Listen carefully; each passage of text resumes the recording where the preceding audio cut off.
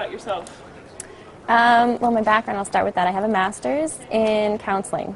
I'm a therapist, fee-for-service, which I do that on Saturdays, and it's just 5 hours, and it's something that it's very fulfilling to me, and my needs have been met in that category. But I have an undergraduate bachelor's in English, and I have a little bit of journalism was my focus there. And at the time, there wasn't much work, so I had to look for a direction elsewhere. And what I'm really hoping to get out of this is to fall back on the journalism and English experience that I have. I'm looking for something fun and exciting, something that I can really present my personality and really interact with the community. Do you think that being around crazy people gives you a special advantage working at the Road Show? I think it certainly adds to my skill set. I like crazy. It's what I do. No, it's a lot of fun. Food's a big part of the show. What are you going to do to make those food segments really exciting and fun and things that people want to watch? Oh, I love food. I love particularly Spain's. I love the Hill.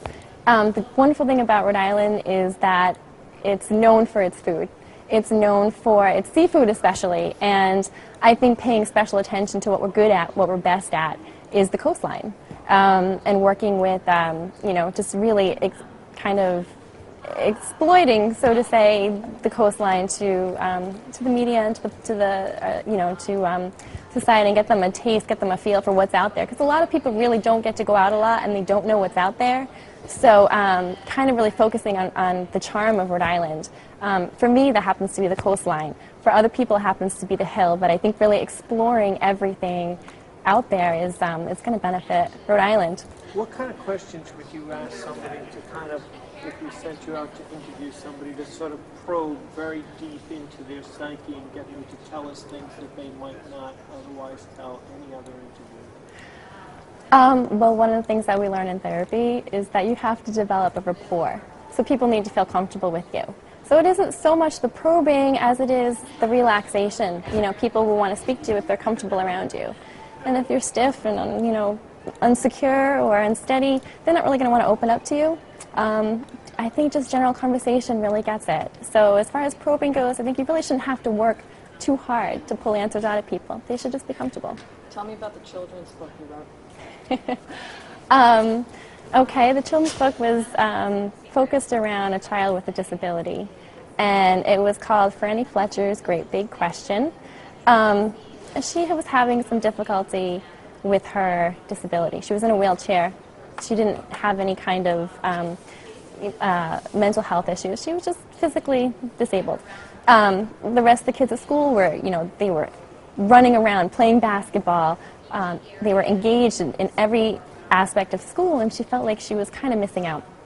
So she said to her mom, I'm different, I hate it, and how can I be like other people? And her mom said, well, Franny, that's a great big question. So I want you to go to school, and I want you to really come back, and every day she was supposed to come back and report to her mom what the kids were like at school. And it was kind of funny because one kid couldn't see. He didn't have glasses, and he ended up like trying to throw something in the garbage. He ended up hitting another kid with a ball, and ended up kind of made everybody trip and fall. So it had some humor to it. But at the end of the day, she realized that not everybody's perfect. Everybody has their own disabilities in their own way, and that was kind of the moral of the story. Yeah. That was good. We're going to have you continue on the next part of the audition. Okay, thank you.